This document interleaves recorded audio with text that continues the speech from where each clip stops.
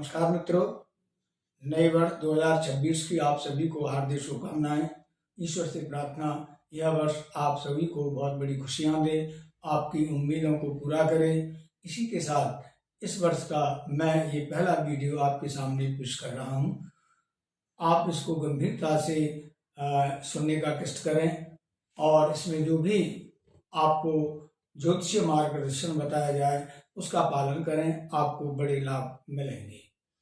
ये वर्ष सूर्य के अंक 1 में प्रारंभ हुआ है और वर्ष का भाग्यांक 3 है। वर्ष पर भगवान सूर्य और देवगुरु बृहस्पति का प्रभाव रहेगा।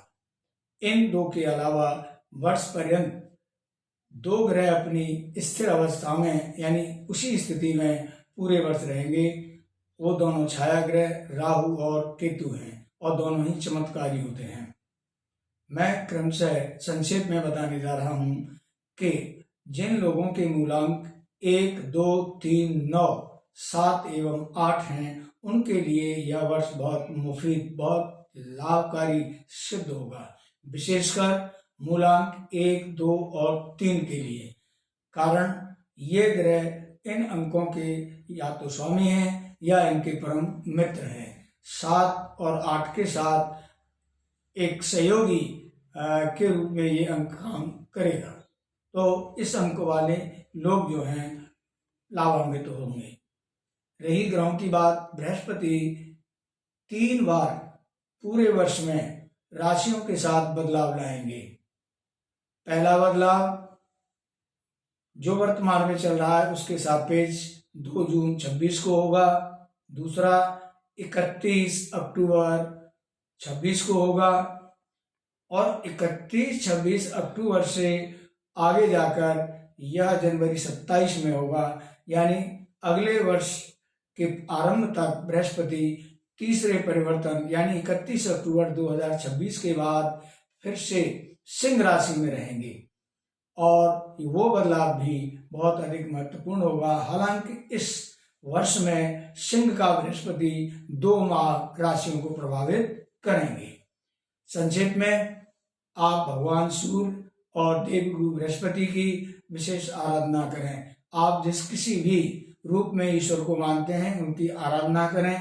कुछ देव वृक्ष हैं उनकी सेवा करें, जिनमें पीपल है, नीम है, बरगद है, आंवला है, ये देव वृक्ष कहलाते हैं और गूलर भी देव वृक्ष कहलाता है। आपके आसपास कहीं ये वृक्ष हैं तो बृहस्पति के दिन इन वृक्षों की सेवा करें, आपको देव गुरु बृहस्पति के फल बढ़ जाएंगे। अपने गुरु, अपने धर्मगुरु, विद्वान सबकी सेवा करें, आदर करें और गरीब विद्यार्थियों की मदद करें। बृहस्पति के फल आपको बहुत उत्कृष्ट शिखर लेवल के प्राप्त हो जाएंगे। सूर्य की आराधना अवश्य करें। भगवान सूर्य को नित्य अर्घ्य दें, उनके मंत्र का जप करें, उनसे प्रार्थना करें।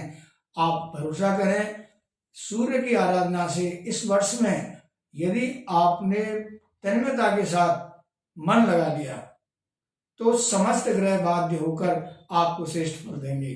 हर कोई इस बात को जानता है कि भगवान सूर्य समस्त ग्रहों के राजा हैं, वो सौर मंडल के स्वामी हैं और यह वर्ष उन्हीं के अधीन है। तो जो लोग मूलांक 1 वाले हैं उनका शौर्य बहुत फैलेगा। वो इस शर्त पर ही होगा कि वो धर्म और कर्म के कामों पर बिल्कुल ईमानदारी से आगे बढ़ेंगे। लोभ, लालच, छल, कपट से दूर रहने वाले लोगों पर गुरु बृहस्पति, भगवान सूर्य, यहाँ तक राहु केतु का भी बहुत शुभ प्रभाव पड़ेगा। राहु भी वर्ष पर्यंत कुंभ राशि में रहेंगे, उधर सिंह राशि में रहेंगे। इन राशि के लोगों को वो ज्यादा लाभ नहीं देंगे, लेकिन जिन राशियों से ये पंचम नवम स्थानों पर हैं, तृतीय भाव पर हैं, षष्ठम भाव पर हैं, उनका निश्चित ही ये बहुत बड़ा कल्याण करेंगे। जीव सेवा में आप गुरु को प्रसन्न रखने के लिए कुत्ते की सेवा करें। आप चौंक जाएंगे, गुरु प्रसन्न होते हैं कुत्ते की सेवा करने से। राहु केतु प्रसन्न होते हैं कुत्ते की सेवा से, और शनि देव भी प्रसन्न होते हैं। चलते चलते एक बात मैं बता दूं, वर्ष पर्यंत शनि देव भी मीन राशि में रहेंगे।